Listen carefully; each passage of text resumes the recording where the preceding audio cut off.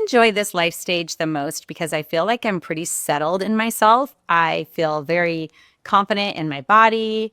I listen to my gut more often, like my instincts and the choices I want to make. I think in the past I've been a huge yes person, and I'm gradually getting better at just learning to say no a little bit more, just so I can have some special time for myself and for my boys. I've had some major big changes as of late, and leaving Peloton was super challenging and hard because I love that community so much. I think that now being out on my own is extremely exciting though as well. And I have all of these cool ideas and opportunities and things I can start to do now. I would say to my younger self to keep going in those challenging times. So to not be afraid to take those risks and to not be afraid to put things out there, even if you feel they're not perfect.